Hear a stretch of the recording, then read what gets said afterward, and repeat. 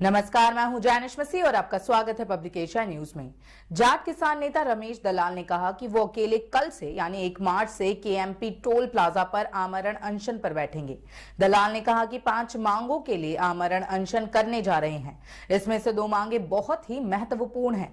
जाट आरक्षण 11 राज्यों में मिला हुआ है। हिमाचल, बिहार, उत्तर प्रदेश, दिल्ली, राजस्थान, गुजरात, मध्य प्रदेश और उत्तराखंड में भी जाट आरक्षण मिला हुआ है। उन्होंने कहा, हरियाणा के जाटों को पाकिस्तान जाट क्यों समझ रहा है। दूसरी मांग है समगोत्र विवाह। समगोत्र विवाह से ऑनर किलिंग बढ़ रही है। समगोत्र विवाह को अवैध घोषित करना चाहिए। आमरण अनशन इसलिए कर रहा हूं ताकि 2016 की तरह दोबारा तांडव ना हो सके। दलाल ने कहा कि मैं किसान आंदोलन का समर्थन करता हूं और सरकार को किसान की बात माननी चाहिए। आज किसान कर्ज में डूबा हुआ है। रमेश दलाल ने कहा कि इस आंदोलन के लिए किसान अकेले जिम्मेदार नहीं है, सरकार भी जिम्मेदार है। देखिए हमारे संवाददाता की ये रिपोर्ट।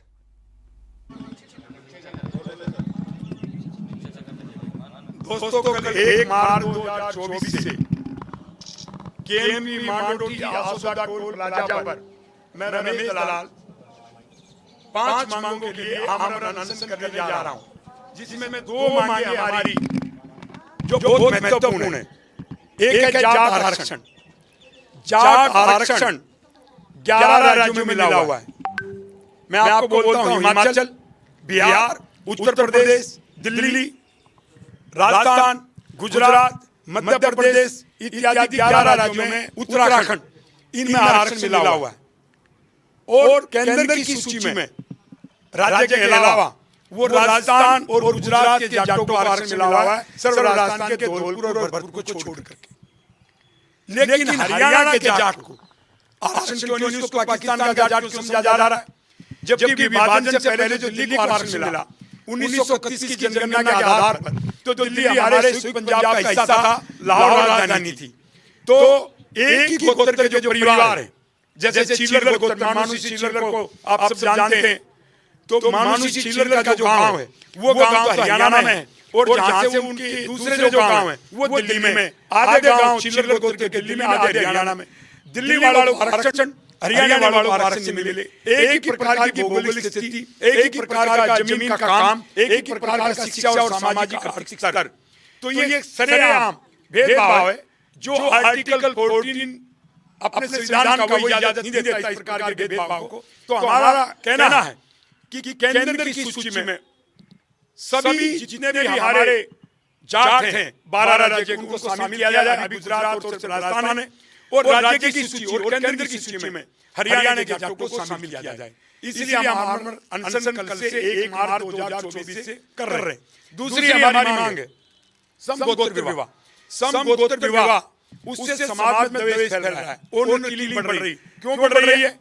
कि एक ही परिवार में जो 4 पीढ़ी पहले एक परिवार था, 5 पीढ़ी पहले, उनमें रिश्ते बहन और भाई के हो रहे हैं। कानून मान्यता देता है, सरकार सुरक्षा देती है, फिर ऑनर किलिंग होती है, 2 परिवारों में दुश्मनी बढ़ती है, और हरियाणा का वातावरण पूरा का पूरा बिगड़ गया। इसलिए समगोत्र विवाह को अवैध करार करना चाहिए। और ये बीमारी 1940 में शुरू हुई थी। पहला कानून 1940 में नेशनल असेंबली, जिसको संविधान सभा में बदला गया, तब ये कानून आया था। अंग्रेजों के समय का एक गलत कानून है, उसको तुरंत बदलना चाहिए। और भी हमारी जमीन अधिग्रहण से संबंधित मांगे हैं, लेकिन 2 मुख्य मांगे हैं। और हमने जो कल 1 मार्च से आमरण अनशन में आरंभ करने जा रहा हूं रमेश दलाल के, उसमें अकेला नहीं बैठूंगा, और हमने इजाजत नहीं दी। आमरण अनशन क्यों कर रहे हैं? क्योंकि 2016 की तरह कभी जाट आरक्षण एक तांडव पैदा नहीं कर दे। क्योंकि भेदभाव करने से पूरी कम्युनिटी नाराज बैठी, और अकेले हम जाट की बात नहीं कर रहे हैं, हम 6 राज्यों के आरक्षण की बात कर रहे हैं, जिसमें त्यागी, रोड, बिश्नोई, मूला जाट और सिख जाट शामिल है। इन सबको आरक्षण मिले। और जब तक संविधान में आरक्षण की व्यवस्था जाति के आधार पर है, हम ये अपनी जाति का जाट का आरक्षण मांग रहे हैं। जिस दिन आर्थिक आधार पर देश में होगा, हम उसका स्वागत करेंगे। लेकिन अभी तो वर्तमान की व्यवस्था में हमें अपनी जाति के लिए जो भेदभाव हो रहा है, उसके खिलाफ लड़ना पड़ेगा।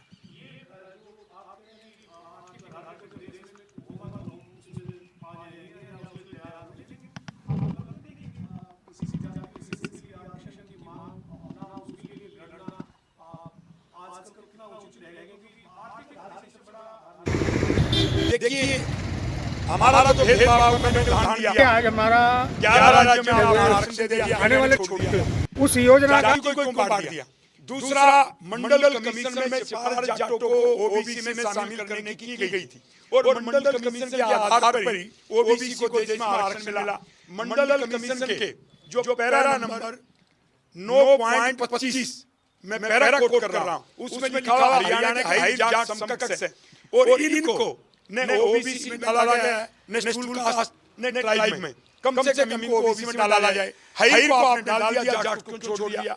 उसी प्रकार से 8.40 जो पैरा है मंडल कमीशन रिपोर्ट का, उसमें लिखा हुआ है जाट, कुर्मी, कोयरी, यादव ये समकक्ष जातियां हैं, इनको ओबीसी का आरक्षण दिया जाए। इनके आपस में रिश्ते भी होते हैं, ये उसमें लिखा है। इनमें आपस में बहुत गहरा रिश्ता है।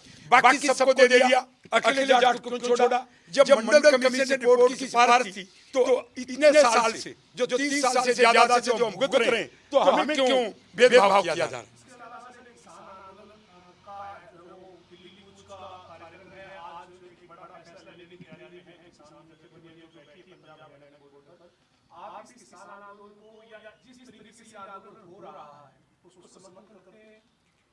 उनकी मांग बहुत जायज है, हमारा पूर्ण रूप से समर्थन है और सरकार को गंभीरतापूर्वक उसको लेकर समाधान करना चाहिए।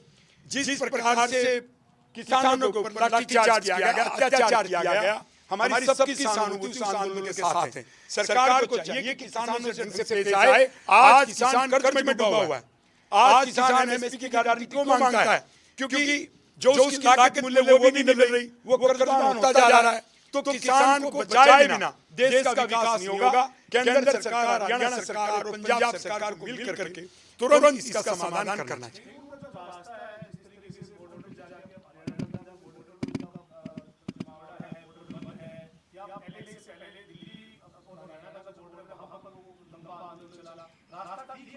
देखिए, मैं उस रास्ते का कभी कोई समर्थन नहीं करता, इसलिए हमने वो हड़ताल का सहारा लिया।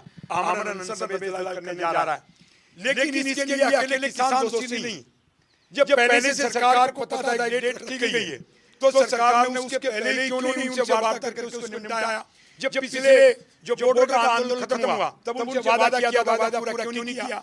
तो इसमें जहां एक तरफ जनता को असुविधा हो रही है, उस असुविधा के लिए जो भागीदारी है वो सरकार की भी है। सरकार की जिम्मेदारी बनती है कि उस प्रकार की घटना न घटने दे। आज जो पिछला आंदोलन चला भागलपुर में, उसमें और सोनीपत में हमारे जो लोकल ट्रांसपोर्ट थे वो तबाह हुए। तबाह क्यों हुए? किसानों की मांग तो अपनी जगह थी और सरकार ने बोर्ड को सील कर दिया और जो ट्रांसपोर्ट थे वो सब बर्बाद हो गए, जिसकी 20 गाड़ियां थी। ऐसे लोगों को मैं जानता हूं, उसकी एक दो रह गई और वो कर्जदार होकर बैंकों ने उठा ली। तो कितना बड़ा उद्योग का, ट्रांसपोर्ट का नुकसान हुआ है। तो सरकार को इन चीजों से बचने के लिए इनका समाधान करना चाहिए। उसके लिए किसानों को अकेले दोष देना वो ठीक नहीं है। किसानों की मांगे जायज हैं, तरीका क्या हो उसको तो सरकार को मिलजुल के निकाले।